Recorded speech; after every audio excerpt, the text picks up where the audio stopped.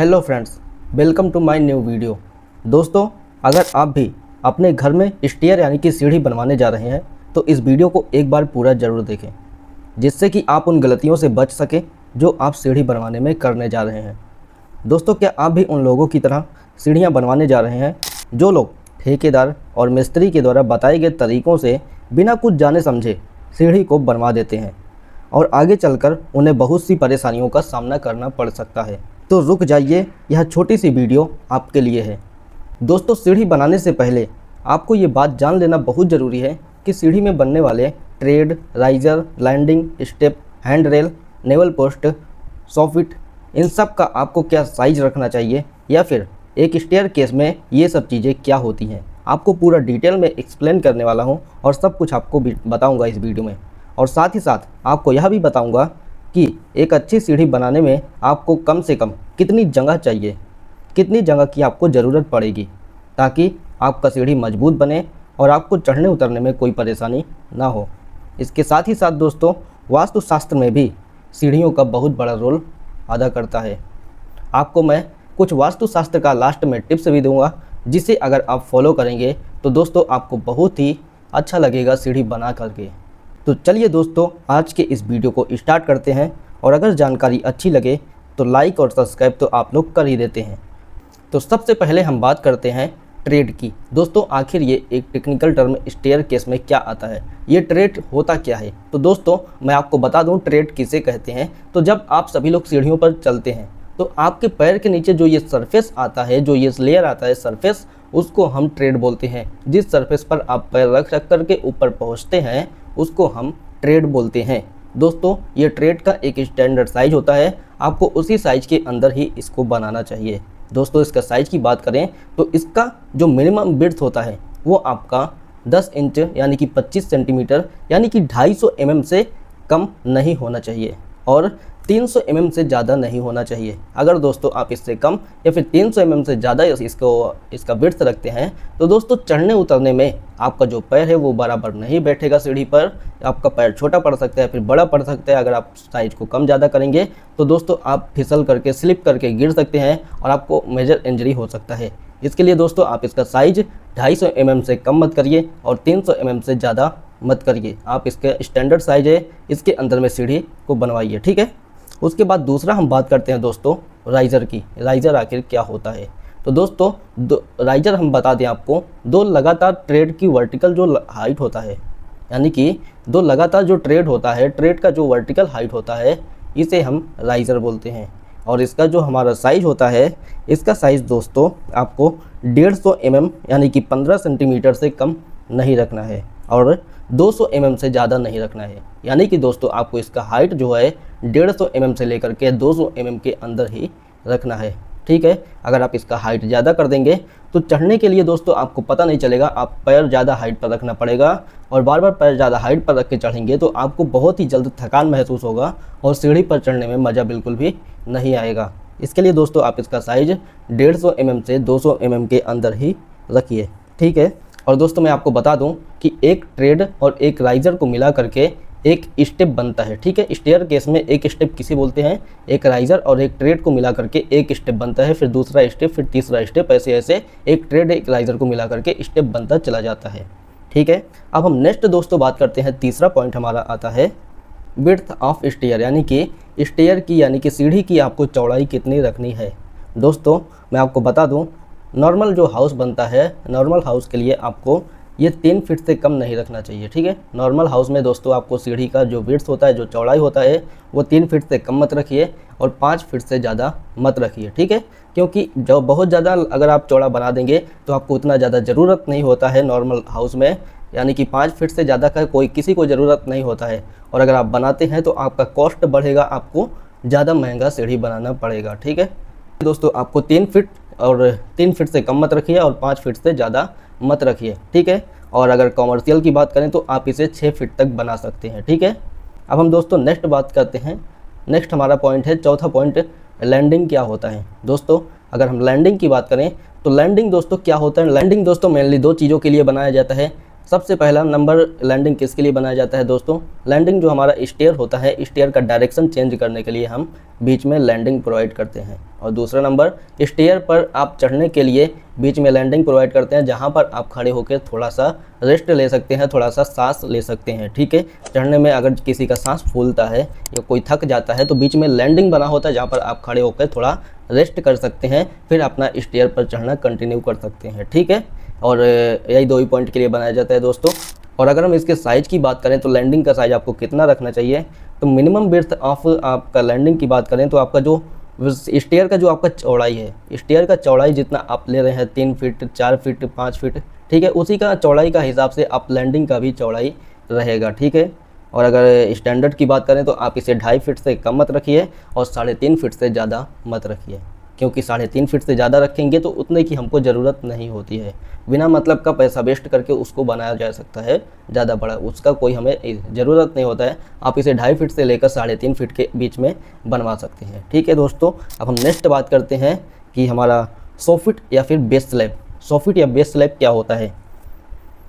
तो दोस्तों आप लोग स्टेयर में देखे होंगे, सबसे पहले हमारा स्टेयर का पार्ट आता है सोफिट या बेस स्लैब। सोफिट यानी कि जो हमारा स्टेयर आता है, स्टेयर का नीचे का जो एक बेस बनाया जाता है, जो एक पतली सी पट्टी होती है, उसे हम सोफिट यानी कि बेस स्लैब कहते हैं और इसका ही निर्माण सबसे पहले किया जाता है। और दोस्तों मैं आपको बता दूं कि सोफिट यानी कि बेस स्लैब का थिकनेस आपको एक स्टैंडर्ड साइज के अनुसार ही बनवाना है। अगर आप इसका जो थिकनेस है वो बहुत ही पतला कर देंगे, बहुत ही कम कर देंगे, तो दोस्तों आपके सीढ़ी का कोलैप्स होने का चांस बहुत ही ज़्यादा बढ़ जाएगा। और अगर आप इसका थिकनेस बहुत ज़्यादा कर देंगे तो बहुत ज़्यादा भी करने का ज़रूरत नहीं है, आपको कॉस्ट ज़्यादा लगेगा। तो एक स्टैंडर्ड साइज मैं आपको बताता हूँ, उसी के अंदर में आप इसको बनवाइए।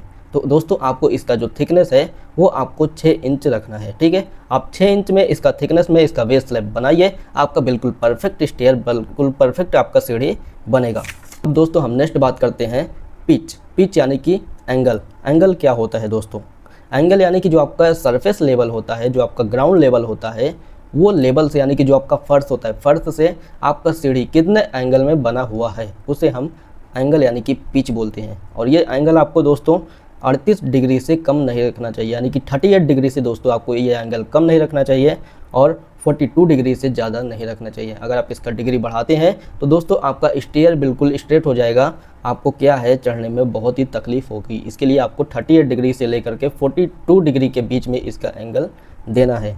अब दोस्तों हम नेक्स्ट पॉइंट बात करते हैं, 7वां पॉइंट हमारा आता है हैंड रेल क्या होता है।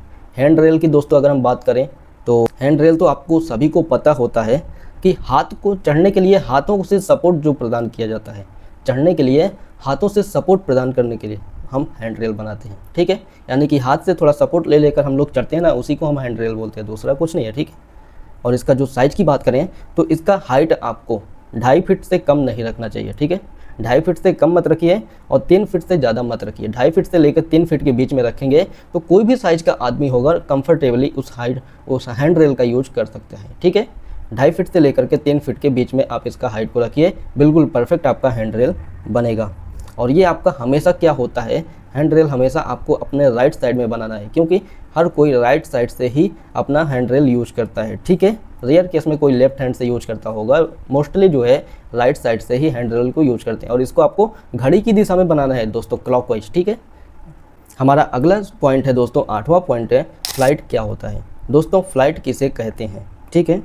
तो फ्लाइट हमारा दोस्तों क्या होता है मैं आपको बता दूं कि लगातार जो हमारा स्टेप बनता है उसे हम एक फ्लाइट बोलते हैं, ठीक है। अगर आप बीच में लैंडिंग प्रोवाइड की है तो एक चढ़ान से लेकर दूसरे पॉइंट तक हमारा एक फ्लाइट हो गया, फिर लैंडिंग हो गया, लैंडिंग बीच में आ गया, फिर हमारा दूसरा चढ़ान आएगा, दूसरा चढ़ान हमारा दूसरा फ्लाइट हो जाएगा, ठीक है। यानी कि एक स्टेप से लेकर दूसरा स्टेप हमारा हो गया दूसरा, यानी कि एक चढ़ान शुरू किया, दूसरा जिधर हम खड़े हो रहे हैं वो हमारा एक फ्लाइट हो गया, फिर जिधर हम चलना चालू कर रहे हैं जहाँ पर ख़त्म करेंगे वो हमारा दूसरा फ्लाइट हो गया, ठीक है।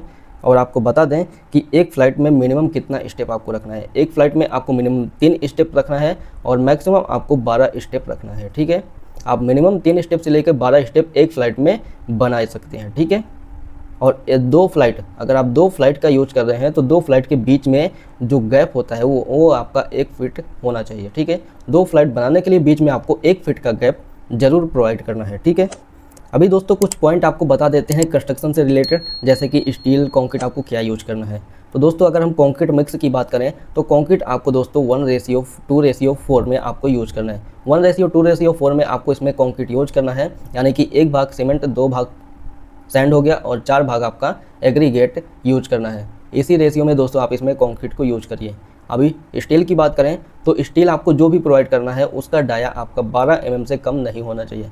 अगर आप कम डाया का स्टील यूज करेंगे तो दोस्तों आपका स्टेयरकेस कोलैप्स होने का चांस रहेगा। इसके लिए आप इसको 12 mm से कम डाया का मत यूज करिए, ठीक है।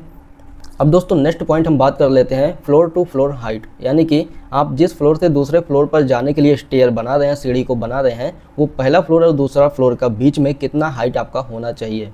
तो मिनिमम आपको 10 फीट हाइट रखना है, यानी कि floor to floor height minimum आपको 10 फीट रखना है। और अगर रूम की बात करें, जिस रूम में आप स्टेयर बना रहे हैं वो रूम की बात करें तो 10x6 के रूम में आप प्रॉपर अच्छे से स्टेयर बना सकते हैं, ठीक है। रूम का जो विड्थ है वो मिनिमम आपका 6 फीट होना चाहिए और लेंथ आपका 10 फीट होना चाहिए। इतना रहेगा तो दोस्तों आपका बिल्कुल परफेक्ट आपका जो स्टेयर है, जो सीढ़ी है, बिल्कुल अच्छा बनेगा, ठीक है। तो दोस्तों ये है सारे पॉइंट आपके स्टेयर बनाने के लिए। ये सारे पॉइंट को ध्यान में रख करके अगर आप सीढ़ी को, स्टेयर को बनाएंगे तो दोस्तों आप बिल्कुल कंफर्टेबली आसानी से सीढ़ी पर चढ़ सकते हैं। आपको थकान महसूस नहीं होगा और बहुत ही मज़ा आएगा आपको सीढ़ी पर चढ़ने के लिए। और कॉस्ट भी आपका मिनिमम लगने वाला है, बहुत ही अच्छे कॉस्ट में आपका बहुत ही परफेक्ट आपका सीढ़ी बनकर तैयार हो जाएगा। तो दोस्तों अब हम बात करते हैं वास्तुशास्त्र की। कुछ लोग, बहुत सारे लोग होते हैं वास्तुशास्त्र में विश्वास रखते हैं, तो वास्तुशास्त्र की भी हम यहाँ पर कुछ पॉइंट बता देते हैं, कुछ टिप्स आपको दे देते हैं जिन्हें आप फॉलो करके क्या है अपने सीढ़ी को बना सकते हैं, ठीक है। तो इसमें हम आपको पहला पॉइंट बताते हैं according to Vastushastra best direction for stair, ठीक है। यानी कि वास्तुशास्त्र के अनुसार आपका स्टेयर का अच्छा डायरेक्शन क्या हो सकता है, ठीक है, अच्छा लोकेशन क्या हो सकता है। तो दोस्तों स्टेयर बनाने के लिए मेनली 3 डायरेक्शन आपका बहुत ही अच्छा है जिधर आप अपना स्टेयरकेस बना सकते हैं। पहला दोस्तों मैं आपको बता दूं, आप क्या है साउथ दिशा में आप अपना स्टेयर बना सकते हैं। दूसरा साउथ वेस्ट दिशा में बना सकते हैं और वेस्ट दिशा में बना सकते हैं, यानी कि दक्षिण दिशा में बना सकते हैं, पश्चिम दिशा में बना सकते हैं और दक्षिण पश्चिम दिशा में बना सकते हैं, ठीक है। अगर आप दोस्तों दक्षिण पश्चिम दिशा में बनाते हैं तो सबसे बेस्ट रहेगा आपका ये डायरेक्शन। आप इसमें बिल्कुल परफेक्ट सीढ़ी बनेगा आपका दक्षिण पश्चिम दिशा में। और अगर आप सिर्फ दक्षिण दिशा में बना रहे हैं तो आपका पूरी सीढ़ी का जो दिशा होनी चाहिए वो दक्षिण में ही होना चाहिए, ठीक है। उसमें कोई भी डायरेक्शन चेंज नहीं करना है। अगर आप दक्षिण दिशा में बना रहे हैं तो पूरा सीढ़ी का जो आपका डायरेक्शन होना चाहिए वो दक्षिण दिशा में होना चाहिए। और अगर आप वेस्ट दिशा में यानी कि पश्चिम की दिशा में बना रहे हैं तो पूरी सीढ़ी की आपकी दिशा जो है वो पश्चिम में ही होना चाहिए। अगर आप दक्षिण पश्चिम में बना रहे हैं तो उसे आप क्लॉकवाइज भी बना सकते हैं, ठीक है। अब हम बात करते हैं दोस्तों, इसमें 2 दिशा में आप और बना सकते हैं, जो है हमारा साउथ ईस्ट और नॉर्थ वेस्ट दिशा में, ठीक है। आप साउथ ईस्ट की दिशा में भी अपने सीढ़ी को बना सकते हैं और नॉर्थ वेस्ट की दिशा में भी अपना सीढ़ी बना सकते हैं, लेकिन सबसे बेस्ट रहेगा कि आप साउथ वेस्ट की दिशा में चुनिए, जो कि आपका परफेक्ट लोकेशन होता है, ठीक है।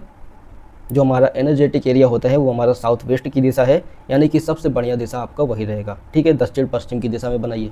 अभी हम आपको नेक्स्ट पॉइंट बताते हैं दोस्तों, आपका जो सीढ़ी होता है वो हमारा घड़ी की सुई की जो दिशा होती है ना, घड़ी के सुई की दिशा यानी कि क्लॉकवाइज डायरेक्शन में अपना सीढ़ी को बनाना है, ठीक है। क्लॉकवाइज डायरेक्शन में क्यों बनाना है दोस्तों, उसका एक पॉइंट आपको बताता हूँ कि दोस्तों हमारा जो पृथ्वी होता है ना, जो हमारा अर्थ है वो भी क्लॉकवाइज डायरेक्शन में मूवमेंट करता है, ठीक है। अगर आप अपने स्टेयर को क्लॉकवाइज दिशा में बनाएंगे तो आपको चढ़ने में बहुत ही आसानी होगा, बहुत ही हल्का महसूस होगा। आपको ऐसा नहीं लगेगा, बहुत थकान नहीं होगा कि हम सीढ़ी पर चढ़ रहे हैं, क्योंकि हमारा पृथ्वी भी दोस्तों क्लॉकवाइज दिशा में मूवमेंट करता है। अगर आप अपना स्टेयर को क्लॉकवाइज बनाएंगे तो बहुत ही आसानी से आप चढ़ सकते हैं अपने सीढ़ी पे, ठीक है। अभी हम नेक्स्ट पॉइंट बात करते हैं नंबर ऑफ स्टेप की। तो दोस्तों अपने स्टेयर केस में नंबर ऑफ स्टेप आपको क्या रखना है, वो आपको ऑड नंबर रखना है, यानी कि विषम संख्या, ठीक है। ऑड नंबर आपको रखिए, बहुत ही अच्छा होता है, ठीक है। जैसे कि आप 7 रखिए, 9 रखिए, 11 रखिए, 13 रखिए, ठीक है, 19 रखिए।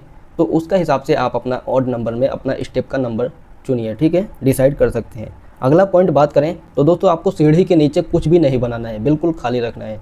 जैसे बहुत लोग किचन बना देते हैं, टॉयलेट बना देते हैं, मंदिर बना देते हैं, आपको बिल्कुल भी ये सारी चीज़ें सीढ़ी के नीचे नहीं बनाना है, ठीक है। इसके नीचे अगर आप बनाना चाहते हैं तो आप क्या है, नीचे थोड़ा पेड़ पौधे लगा सकते हैं, गार्डन बना सकते हैं, गार्डन जैसा ऐसा बना सकते हैं, फिर आप स्टोर बना सकते हैं, ठीक है। स्टोर अपना सामान को वहाँ पर रख सकते हैं, जो हमारा फालतू भंगार सामान निकलता है घर से उसको आप वहाँ पर रख सकते हैं, ठीक है। आपको वहाँ पर कोई मंदिर, टॉयलेट या किचन जैसा चीज़ें बनाने से बचना चाहिए। अभी लास्ट पॉइंट की बात करें तो दोस्तों लास्ट पॉइंट में आपको बता दूं कि आपका जो सीढ़ी का कलर होता है वो आपको डार्क कलर करने से अवॉइड करना चाहिए, यानी कि डार्क कलर करने से बचना चाहिए।